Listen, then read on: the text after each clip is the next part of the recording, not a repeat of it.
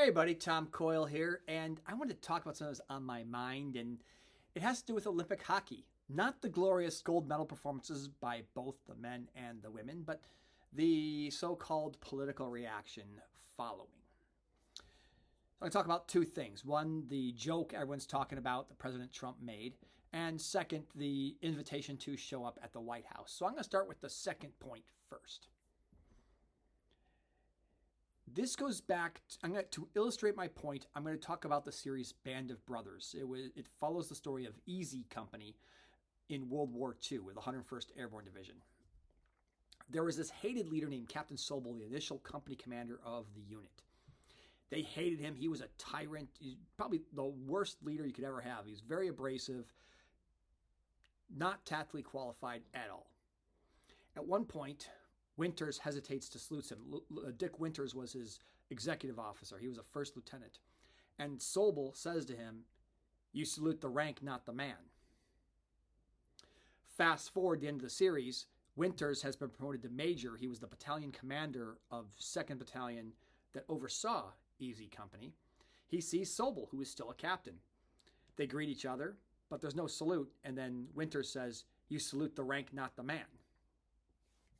When it comes to the office of the president, there's two things that sometimes can be hard to keep in your head.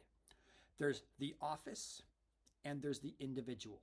So bringing that context, I was far more conservative.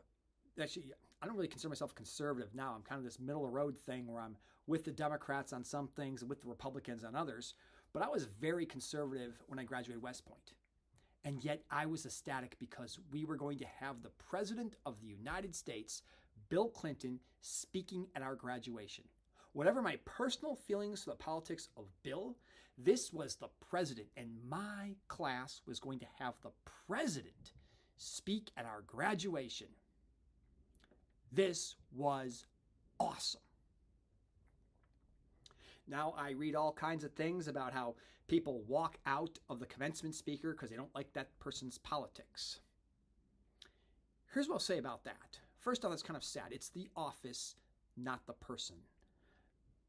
And whoever is invited, whether it's a CEO, perhaps it's a political figure, whomever, that is an accomplished person who has accomplished more than you have at this point as a student. And I will argue, if I'm a betting man, that person speaking at your commencement is more accomplished than just about any person in that audience is ever going to be. So you know what I would do if I was at a commencement? Shut up and take some notes because you might learn something. Anyway, that brings us now more specific to the hockey team. The men's and women's team both got invited to the White House. The women's team declined. The men's team, it looks like they're going to participate. We'll see what ends up happening. And of course, the predictable reaction or the outrage mob saying, no, the men should turn down the invitation. Well, that's easy. You know why? All these people saying it would never get invited to visit the White House. Because none of these people complaining have ever accomplished something that would cause you to be invited. When you have no options, it's easy to say what you would do. It's another thing when you have the option right in front of you. It's like people saying they hate the company Meta or Facebook. I hate that company. Okay, so what if Zuckerberg offered you a $2 million a year salary to work there? I wouldn't take it. Of course you'd say that because he's actually not offering you $2 million to work there. Now, have an offer in writing. That's a different conversation. So it's easy to say what you would or would not do when you're not going to have the opportunity. And for me, it's about the office. If I accomplish something and the president, regardless of who that president is, invited me, I would be there.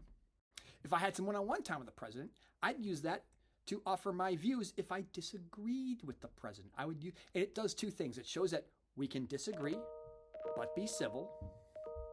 Oh, wonder if I got these alerts going off. We can disagree, but be civil. Easy. But then maybe you have an opportunity to exchange different points of view. Now we're going to talk about the celebration itself. People are outraged because Kash Patel was celebrating with the men's team. Came in the locker room. What are they supposed to do? Kick him out? Stop celebrating? I'll be damned if I just won a gold medal and a political person I disagreed with walked into the room. Am I going to stop celebrating just because that person walked in? First off, I'm actually going to thank that person. Whether that person is an extreme lefty or an extreme righty, I would thank the person for coming over. That does not mean I agree with them on anything. I would just appreciate that they're in there and join the celebration. There are things where it's okay to have a large tent. And I don't have to be surrounded by people. Hell, people practically maybe on that team disagree with each other politically on the men's hockey team. So yeah, okay, let's celebrate the victory. What are we supposed to, now? I don't want to live in a country where if it's a Democratic administration and somebody walks into a locker room and all the Republicans saying, oh, they shouldn't have been cheering, or if it's a Republican as we have now and the Democrats saying they shouldn't be cheering. I don't want to live in that country. I do not want to live in that country. Now, as far as this joke, as far as jokes that are derogatory, this one was pretty tame. I think I was something along the lines of, I have to invite the women, I have to invite, almost kind of implying that they're sort of less than type of thing. Was it the best joke? No. But I'll tell you what, if I won a gold medal in that moment, I'm probably laughing at anything. If the president was saying, and we're going to execute that Tom Coyle guy, I'd probably laugh. A day or two might go by and go, wait a minute, was he serious? But in the moment, I'm just so euphoric. You know what? I'd be celebrating. If my worst enemy walked into the room, I'd be celebrating. So they sit there saying, well, they shouldn't have cheered that joke. Gosh, it's a moment none of these people complaining would ever have. And if he made the same joke to the women about the men, would we have the same outrage? Probably not. In fact, do a quick search and Google female comedians and men, and you will see some jokes that if this was reversed, men telling these jokes about women, the outrage mob would be in full force. I guess it's okay to say bad things about men. Either way, that aside, they were celebrating. They're in a celebratory mood, and whenever you accomplish something like that, you're so ecstatic. And the only thing I can even remotely come that's relatively close to that, when I graduated the Special Forces Selection course, I was so euphoric. I don't care. Bin Laden could have shown up and given a speech and I'd have been cheering. I mean, what I did, what I accomplished, or graduating U.S. Army SEER School, I was just so euphoric. Whatever. It's in the moment. So maybe let's not use this to take our next political war, right? Can we just relax a little bit? Not be outraged at everything. We walk around our phones, the outrage machine. You're just ready to go, looking for something to get pissed off about. Anyway, those are my thoughts. Thanks for listening. Take care.